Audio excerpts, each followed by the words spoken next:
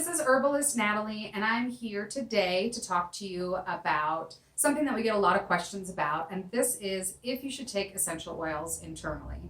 A lot of people have asked us why we don't recommend essential oils internally, and why on our website it says to talk to your physician prior to consuming essential oils. So, where to start? Well, what is an essential oil? An essential oil is the smell you get when you smell a plant. And we use essential oils in aromatherapy, meaning therapy that is used with scent.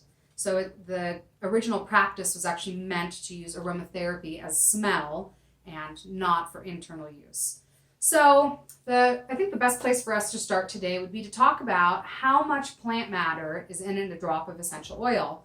And this can be very confusing because different substances will yield different essential oil quantities. For example, roses, which we have here, here's our nice big bowl of roses.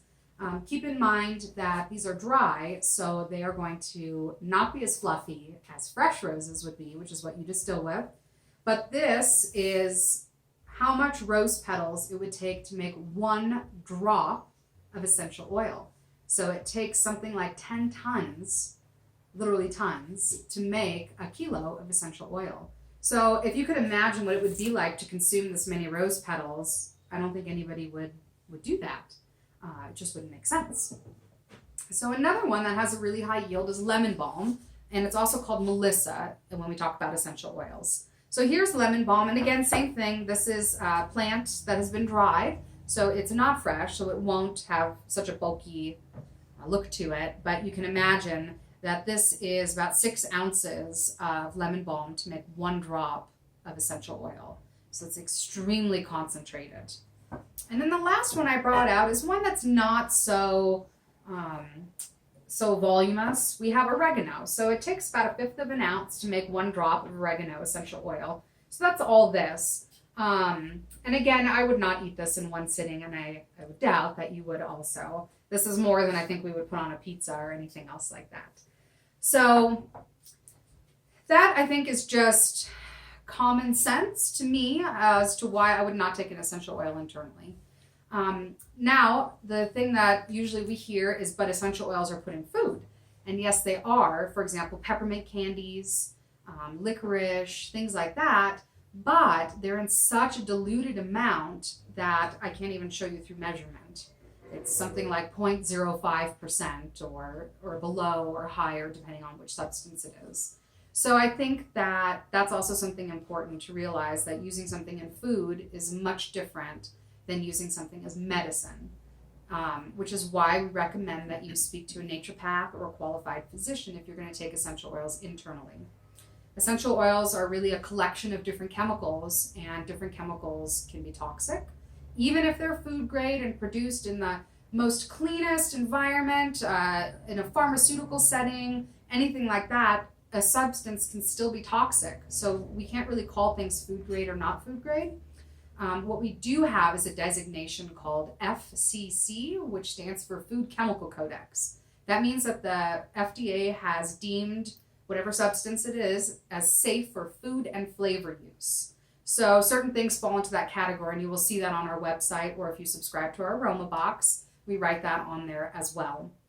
Now, have I ever taken essential oils internally? Yes, I have, but I could probably count on one hand how many times I've done that. It's usually been in an extreme situation where I was extremely sick and nothing was working, and maybe I took a drop of oregano and mixed it in with a tablespoon of honey and slowly sucked on that for maybe 10-20 minutes, something like that. But typically, I like to apply those essential oils to the abdomen. They go in very quickly and can be very effective that way. Now, on the downside, we have seen some pretty amazing negative results. So some side effects from people who are using essential oils internally. And one of the biggest ones is digestive disturbances. So a lot of people have burning and difficulty eating, along with a variety of other things. And then we also have one person who was told to do close contact, direct inhalation through their diffuser with eucalyptus, and has now scarred her lungs. So she has COPD now. And we have one customer that was advised by somebody else to use a variety of essential oils in their oatmeal in the morning, and he had a seizure and was in a coma for 24 hours from doing that. So definitely you want to know which essential oils are safe to use by speaking with somebody who's qualified, an aromatherapist, a physician, a naturopath is perfect. And then I also recommend, and unfortunately I left the book in my office, but Robert Tisserand has an amazing book. It's called Essential Oil Safety. He literally wrote the book on essential oil safety.